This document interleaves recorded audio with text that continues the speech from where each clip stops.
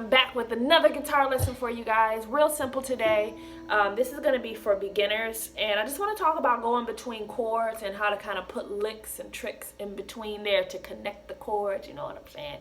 You know, you got one thing over here and one thing over here, and you want to kind of find ways to bring them together and mesh them together and make them connect. So that's what I'm going to talk about.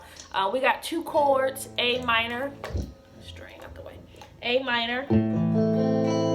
Alright, and I just got my first finger on the first fret of the B string, middle finger on the second of the D, and ring finger on the second fret of the G string. Starting with open A, of course. And I'm doing a little trick, a little thing where I lift up my finger there. Okay, and I'm playing the open B string and then hammering down on it. So I got... so that's the way I'm playing the A minor chord. A lot of people know this shape. And then instead of just regular old E minor, which is cool and could work, I want to play E minor 9 because it just sounds really...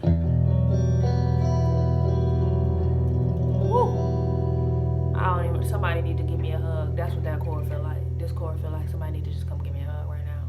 I love this chord so much. E minor 9. I first learned this chord in NDRE song Ready for Love. I am ready for love. So it's just such a really cool chord if you don't know it. E minor 9. I got my first finger on the second fret of the A string, and my ring finger is on the fourth fret of the D string. Alright, so I'm starting with open E. And you want to make sure your hand is curved around enough so you're not touching those open strings, because you're going to be playing the open G, B, and E strings there. Okay, so I have my metronome going at 50 beats per minute, and I'm just going to break it down really simply. What I'm doing is starting with A minor. I'm starting with the A string, D string, G. Now I'm going to hit open B, and I'm going to immediately hammer down with my first finger. So watch me slowly.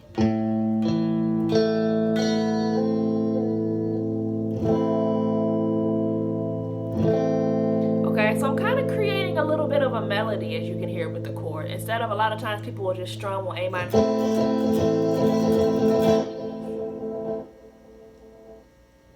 But I like to kind of create melodies with my chords. So I am going,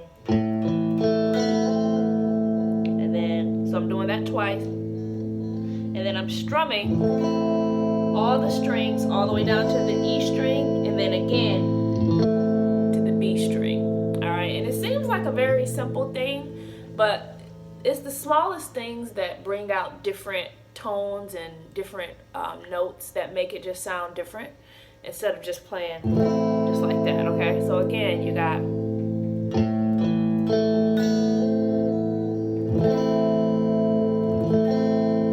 okay, so the first time I'm stopping at the high E string, second time I'm stopping at the B string. Then I'm gonna go over to the E minor 9 chord.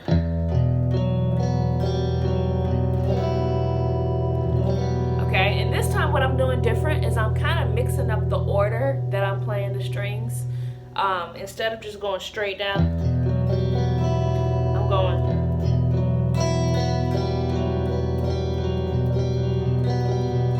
Okay, just kind of randomly find a pattern that feels good to you.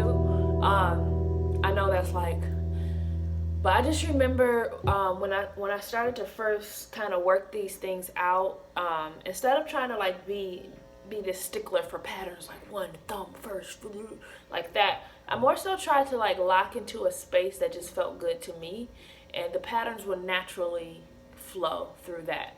So again, okay, I'm not doing any specific order. I'm just kind of randomly grabbing them in the way that feels musical and that makes sense. I know that sounds, maybe you want more instruction, but I really want you guys to work on finding your own voice and experimenting. Honestly, if you were to hold your hand here, you can't really mess this chord up because it's so beautiful. So any order you play the strings in is gonna sound pretty, okay? So going between those two chords so far, you got A minor,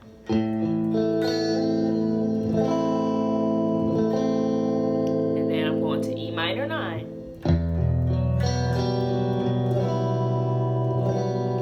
Okay, one thing you can do that I like to do a lot is I'll start at the top. So I went in order E, A, D, and then I skipped the G and went to the B string. And then came up and then went back down to the high E. So I don't know if that makes sense, but so there you have those two chords together.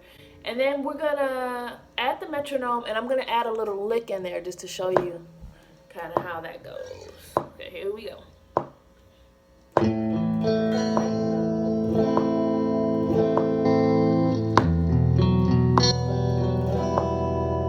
A minor,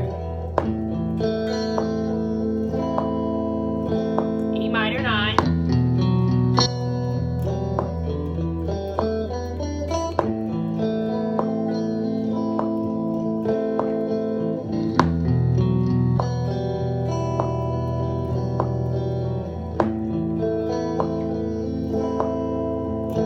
here we go.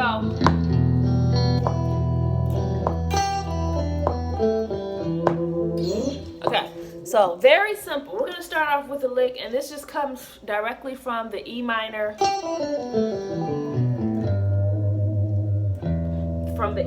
pentatonic scale, from that open shape. Okay, so all together you have. Okay, and all I'm doing is I'm starting at the D string, and I'm going open D.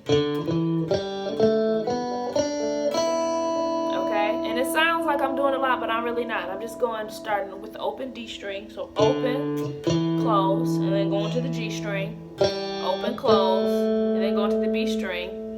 Open, closed, and then just open E. Okay, so. And then take that same lick and go backwards.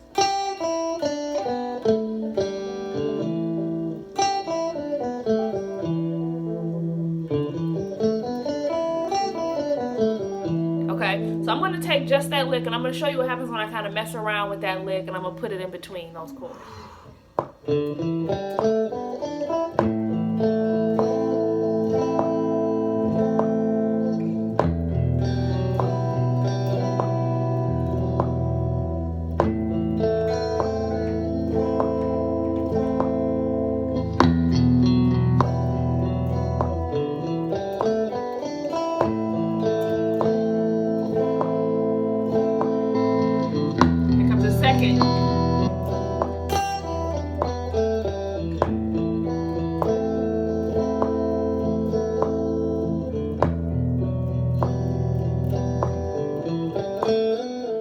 So the basic idea is that I'm just taking A minor and E minor 9, and I'm taking licks from the open E minor pentatonic scale, and I'm putting them in between those two chords. Couple things to keep in mind. Don't overthink this. This is one of those things that should just be fun and simple. I slowed it down so you can have time to think. But I want you guys to start thinking about just making things more interesting and spicing things up a little bit. And this is a great way to do that by adding little licks. So you can do it forwards and backwards, or you can kind of stay. You don't have to play the scale all the way through. Let me show you an example.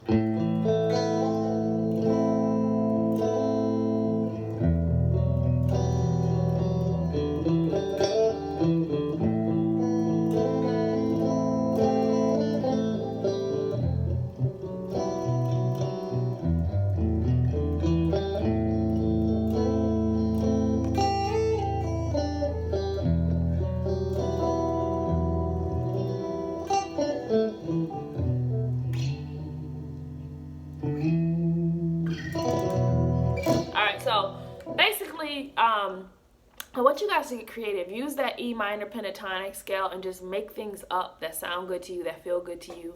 Don't overthink it.